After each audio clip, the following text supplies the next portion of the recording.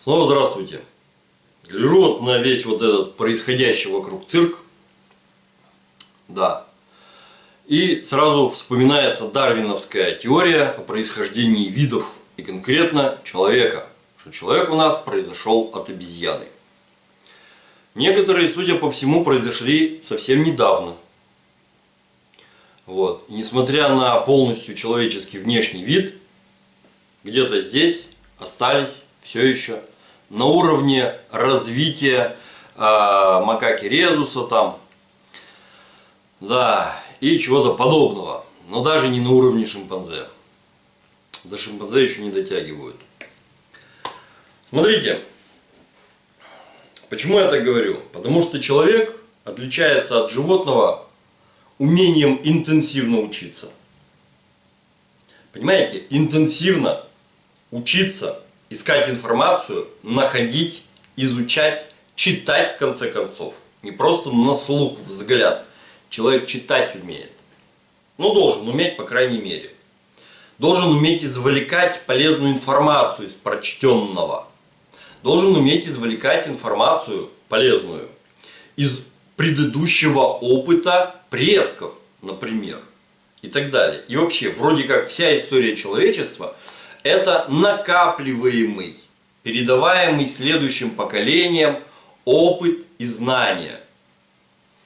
Глядя на сегодняшний цирк и зоопарк, происходящий вокруг, начинаешь понимать, что никакого предыдущего опыта нет в принципе, либо, соответственно, прекратилась передача накопленного предками опыта, знаний следующим поколениям. Либо следующие поколения уже настолько одичали, что перестали воспринимать вот этот опыт, знания, значит, предков. Объясняю почему. Смотрите. Когда встречаешь людей, гуляющих по парку в масках, возникает первый вопрос, какого, собственно? Да. Особенно учитывая какой-то дефицит этих самых масок, говорят, что эти маски, стоят сейчас там 45 рублей штука, некоторые дороже и так далее. Так вот, чтобы вы понимали вообще, откуда пошло вот это вот, носить маску и так далее. Это ведь пошло не вчера, совершенно. Маску начали надевать хирурги на время проведения операции, после того, как выяснилось, что мало мыть руки и инструменты перед тем, как залезть человеку там внутрь, в чрево там, разрезать, залезть там туда, поковыряться, да, этого оказывается мало. Оказывается, инструменты надо стерилизовать. Оказывается, хирург во время операции имеет свойство, негодяй такой, потеть. И у него капли пота могут капать с носа. У хирурга во время операции может даже капать из носа. И такое может быть. У хирурга во время операции изо рта, когда он говорит ассистирующей медсестре или другому ассистенту, какой инструмент ему подать, у него могут слюни изо рта вылетать и попадать туда вот пациенту внутрь, от чего у несчастного пациента будет развиваться какая-то инфекция там, в брюхе, ну или там в ране, куда, собственно, лазили. И вот чтобы это исключить, начали делать марлевые повязки. Врачи начали надевать марлевые повязки. В принципе, 2 слоев марли было совершенно достаточно, чтобы перестали лететь слюни. Чтобы перестала капать с носа, и вот эта марлевая повязка все это дело впитывала. И никто, соответственно, не заморачивался вопросом проницаемости вот этой вот маски, там проходит инфекция, там пролетает ли она во время дыхания, там вылетает ли она во время дыхания, что там фильтрует. Ну, главное, чтобы брызги слюны не летели, этого было достаточно. То, что у хирурга на лбу пот, ну, медсестра ему промокнет тампоном. Понятно, да? Чтобы пот глаза не заливал. Это с одной стороны. И медицина с этой точки зрения не заморачивалась больше никак вообще всеми этими масками. Этого было вот так и достаточно. Вопрос отдельный, что у нас есть, появилась у человечества такая вещь, как химическое оружие, бактериологическое оружие. Вот. И вот там, соответственно, уже конкретно разрабатывались средства защиты органов слуха, органов зрения, органов дыхания. В результате, соответственно, были изобретены такие вещи, как респиратор, обычный такой зелененький, такой вот строго вот сюда вот, который защищал человека банально от пыли радиоактивной. То есть размер частиц как бы известен, ну, соответственно, в респираторе использовался фильтрующий элемент с определенным размером ячеек. Раз. Второе. Населению, у которого, значит, не было таких респираторов, соответственно, предлагалось делать самим ватно-марлевые повязки, где очень четко и строго регламентировалось, сколько слоев марли с каждой стороны, с какой толщины ватный слой должен быть, не менее чем для того, чтобы отсекать, отсеивать, останавливать вот эти вот радиоактивные частицы в случае, ну, если где-то там бахнул атомный взрыв. НАТО на нас напала, значит, бомбила, радиоактивная пыль в воздухе, надо защищать органы дыхания, потому что радиоактивные частицы, попавшие внутрь, оттуда выводятся плохо. Поэтому надо защищать. И вот таким образом, соответственно, защита разрабатывалась. В случае применения против населения, например, химического оружия, бактериологического оружия, естественно, такие повязки были категорически недостаточны, и там, соответственно, разрабатывались средства защиты, как я уже сказал, органов дыхания, зрения, слуха, причем в основном комплексно, и апофеозом всего этого хозяйства был противогаз. То есть это такая резиновая маска, которая натягивается на всю морду, значит, часть головы, закрывает уши, закрывает глаза полностью. Там качественный фильтрующий элемент, который либо в подсумке, здоровый такой, надолго его во всяком случае хватает. Либо, значит, более новые потом пошли фильтрующие элементы, которые прикручивались либо с одной стороны, либо с двух сторон к этой самой маске, уже без хобота. Вот, все. И вот в этом случае, да, происходила полная защита органов дыхания, зрения и слуха от поражения химическим веществом, отравляющим, боевым отравляющим веществом, либо, соответственно, каким-то биологическим, бактериологическим оружием. Понятно, да? Вот в этом случае никаких масочек в этом случае уже не предполагалось. С развитием, естественно, химии, нефтепереработки появились новые материалы, новые, значит, в том числе проницаемые материалы, которые были достаточно дешевы, и их было очень удобно из них что-то делать. Соответственно, из них начали делать медицинские масочки. Тоненькая ткань, которая призвана делать все то же самое, что простая, не ватно-марлевая, просто марлевая повязка. Останавливать брызги слюны у хирурга, чтобы он не плевался, блин, в распоротое брюхо своего пациента. Все. Понимаете? Раньше маски тоже применяли. В том числе, например, в торговле применяли маски. Но не такие, как сейчас. А фактически самодельные, ну, либо в аптеке можно было купить марлевые повязки. Их повязывали, соответственно, бымс, вот сюда вот. Нижнюю веревочку обычно не подвязывали. Все это хозяйство просто вот так вот висело, как забрало. И использовали, например, да, работники торговли. В том случае, когда они сами болели, чтобы не чихать на покупателя, чтобы не плеваться в покупателя заразной слюной. Покупателю и в голову не приходило ходить в этой маске. По одной простой причине. Вот эти вот дырки в этой самой маске, они пропускают всю эту заразу на раз. Когда ты вдыхаешь. Легко и непринужденно. Раз. Когда ты, например, вот это вот вдохнул, будучи в маске, ты, естественно, это можешь выдохнуть обратно. Потому что у человека за один цикл дыхания, вдох-выдох, обновляется всего 1/6 объема воздуха, находящегося в легких. 1/6 всего. То есть человек слегонца вдохнул, слегонца выдохнул.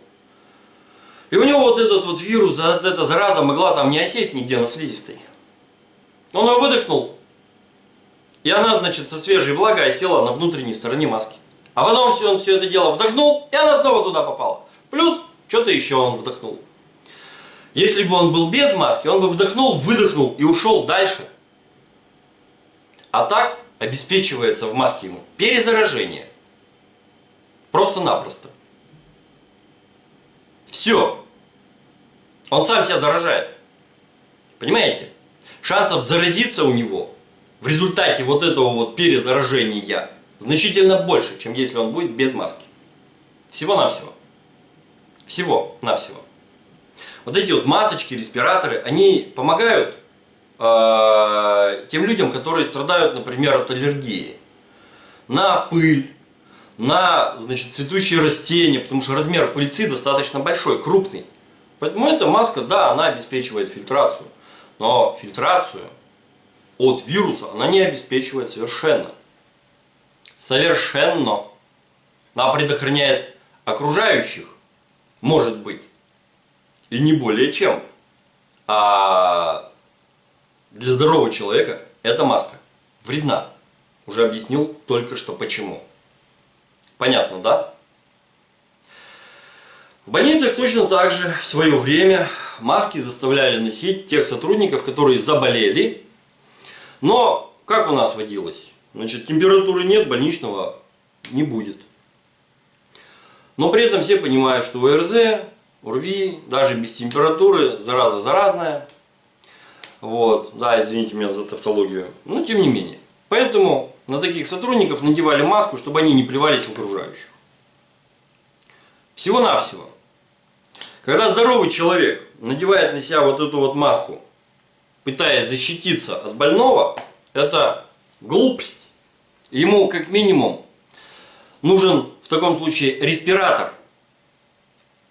Полноценный, с угольными, фильтрующими элементами.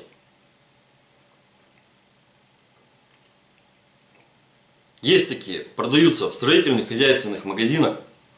Вот, со сменяемыми фильтрами, фильтрующими элементами. Поиспользовал, отстегнул, выкинул, новые пристегнул, дальше пошел. Но на сегодняшний день, в принципе, уже известно. Выяснил это врач, который в Нью-Йорке работает вот в больнице, куда всех коронавирусников, собственно, свозят. Человек пашет там 25 часов в сутки, 8 дней в неделю. Вот. Пытаясь выявить, как происходит заражение, распространение этой заразы и так далее. Человек выяснил, что для того, чтобы заразиться, надо 15-30 минут в замкнутом помещении плотно, тесно общаться с больным. Не просто находиться рядом с ним, а надо тесно общаться, то есть лицом к лицу, чтобы был диалог. Во время диалога, когда мы разговариваем, так или иначе, с воздухом, там, особенно вот особенности английского произношения, там все вот эти вот «the» и так далее, летит слюна в собеседника. 15-30 минут надо вот так общаться, чтобы заразиться. Не факт, что еще заболеете. 99% 94 или 96% случаев заражения происходит не воздушно-капельным путем, а контактным путем. То есть кто-то где-то чихнул на какую-то поверхность, обслюнявил ее, я не знаю, там облизал он ее, там, что он с ней делал, не знаю. Второй подошел, за все это дело схватился, а потом вот этими вот грязными пальцами полез себе в глаз, в ухо, там, в нос, в рот там залез, там, еще куда-нибудь, в какие-нибудь слизистые. Вот. Вот в результате этого 94-96% случаев заражения. Причем здесь маски, ребят? Понятно, да? Тем более, причем здесь маски на улице. Ну, особенно если вы сами, значит, не заражены и так далее. Но если вы заражены, вам вообще говорят, дома сидеть, значит, не вылазить, не отсвечивать, штрафы придуманы. Вот. Вот такая вот, собственно, картина с этим всем. Соответственно, в результате этого возникает достаточно такой интересный вопрос к властям. Почему людям нельзя гулять в парках? Там что, все на елке чихают, а потом бегут, значит, их облапывать, что ли? Или как? Почему нельзя быть в скверах, на улице и так далее? Я понимаю, общественный транспорт, да, нехорошо. Там все, блин, чихают, кашляют, там это самое. Все за все держатся, значит, и так далее. Я понимаю. Я понимаю, значит, там супермаркеты, тележки, ручка у тележки, это, кстати говоря, самая заразная вообще поверхность, в принципе. То есть под ободком унитаза заразы находится значительно меньше, чем на ручке обычной тележки в супермаркете. Вот, это тоже вам рассказывали несколько лет назад, должны помнить. Причем здесь улица, парки, скверы, вопрос отдельный. Понятно, да? Вот, собственно, как-то так. Собственно, как-то так. Именно поэтому отсюда-то и идет рекомендация. Будучи на улице, не надо лазить, значит, грязными пальцами там никуда себе внутрь организма. Вот, и соседу тоже желательно. Раз. Придя с улицы, вымойте руки. 2. Ну, Европу этому, видимо, заново надо учить. Они, видимо, опять в очередной раз забыли. Вот, о том, что руки надо мыть. Да? У них вода дорогая там и так далее. Наши люди вроде как сами все это хозяйство знают. Так что вот таким вот образом, ребятки. Вот таким вот образом. Не надо вестись на панику. Вы просто-напросто тратите лишние деньги на вот эти вот маски. Вы ухудшаете собственное здоровье, в том числе психологическое здоровье. В том числе психологическое здоровье. Вот. Понятно, да? Человек, который находится в маске, почему-то в какой-то момент начинает считать, что он будет неузнанный. Поэтому начинает позволять себе больше, чем если бы он себе позволял без маски.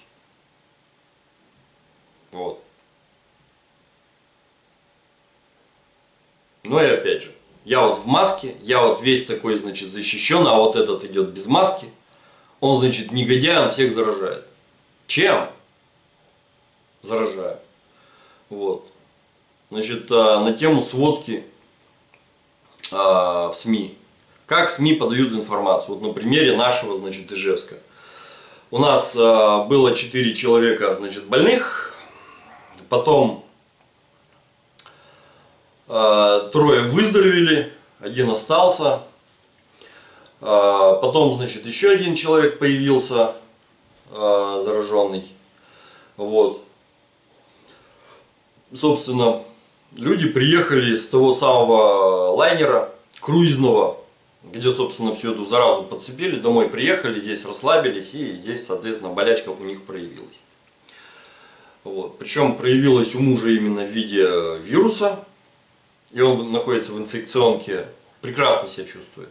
Тесты показывают положительно, человек чувствует себя прекрасно. У жены пневмония, тесты ничего не показывают. По тестам отрицательно, она находится в обычной больнице, но у нее двусторонняя пневмония. Вот. Да, дети находятся с ней. И, соответственно, значит, еще 3 заразились. К ним приехала родственница из Англии. Ну, естественно, обнимашки, целовашки. Вот. Все 3 заразились от нее. Она, соответственно, 4-я. Заразная. Вот. И тут как бы тоже все понятно. 300 человек, с кем они общались, проверены. У всех тесты отрицательные. Во всяком случае, пока. То есть, заражение произошло в конкретных эпицентрах, да, на пароходе в Англии. Значит, родственница приехала, то самое, общались плотно, тесно, друг с дружкой там, целовались, обнимались, больше получаса произошло заражение. Вот. Тоже все понятно. Так, чтобы по городу народ ходил и вокруг там все заражались, такого, заметьте, нет, но СМИ вот это вот подают. Вот видите, у нас 5 новых зараженных, оставайтесь дома. Вспоминается анекдот на эту тему, по сумасшедшего. Значит, едет автобус, мужик внутри сидит, рвет газету на мелкие кусочки и бросает кусочки в открытое окно. Женщина рядом спрашивает: мужчина, что вы делаете? Тот: я защищаю всех от нападения диких слонов. Женщина: мы в Москве живем, здесь нет диких слонов. Мужики: не правда ли действенный метод? Понимаете, вот как-то так вот это вот сейчас у нас тут все происходит. То есть, причем здесь у нас медики, почему медики у нас не принимают решений, я не понимаю. Есть подозрение, что эти должностные лица просто не хотят брать на себя ответственность. Просто не хотят брать на себя ответственность. А вдруг? А мало ли что. Поэтому те люди, которые не имеют медицинского образования, значит, как такового вообще ни в каком виде, они принимают решение административное всех заизолировать к чертовой матери. Вот. Просто-напросто. Ну, чтобы ничего не случилось. Ну так, ну на всякий случай. Ну а вдруг? Понятно, да? И, соответственно, видимо, до них информация новая, оперативная, которая поступает, свежая от исследователей этого самого вируса, эта информация, видимо, не доходит. Либо доходит в дико искаженном виде, как, например, кто у нас тут? Дамочка-то недавно заявила о том, что, значит, вирус передается капельным путем на 90%, на 10% воздушным путем, или что-то, или наоборот. Ей говорят, воздушно-капельным путем. Вот. Нет отдельно воздушного, отдельно капельного. У вируса нет крылышков, он летать не умеет. Нету отдельно воздушного пути передачи. Нет. Ей так все это дело перевели с английского. Понимаете? Перевели ей так с английского. И она вот так вот и прочитала. Или она сама перевела. Неважно. То есть это показывает уровень компетентности, понимаете, вообще вот людей, которые все это хозяйство нам озвучивают и принимают решения. Вот. Вот такая вот какая-то глупость сейчас вокруг творится. Вот сейчас на улице у нас солнце, на улице у нас ветерок. Какие там условия заразиться вот этим всем хозяйством в парке, или на площади, или просто на открытой местности? Вероятность заразиться 0,1. Вот. По одной простой причине. Солнце, ветер сдувает все к чертовой матери. Это не радиоактивная пыль. На нас не тащит радиоактивное облако. Вот. И так далее. Понимаете? А вот посидев в заперти, через месячишко, да, люди начнут выползать на улицу и начнут падать от гриппера, ОРВИ, значит, ОРЗ, прочих простуд просто от малейшего ветерка, потому что уровень иммунитета у них окажется ниже уровня плинтуса. Вот. Как-то так. Поэтому еще раз напоминаю вам о словах нашего президента Владимира Владимировича Путина, вот, который сейчас, видимо, находится в самоизоляции. Вот, да. Самоизолировался, самоотстранился. вот, самоустранился, который нам сказал, надо отруливать от патернализма. То есть не надо надеяться на государство. Не надо надеяться, что государство нам сделает хорошо. Свою судьбу, ответственность за свою судьбу и судьбу своих детей надо брать, как он сказал, вам, то есть нам, в свои руки. Вот, и самим что-то делать для себя хорошо, вот, и правильно. Здесь я совершенно с ним согласен. Вот. Призываю вас именно к тому, что он нам, в общем-то, и сказал в свое время. Понятно, да? Всем пока.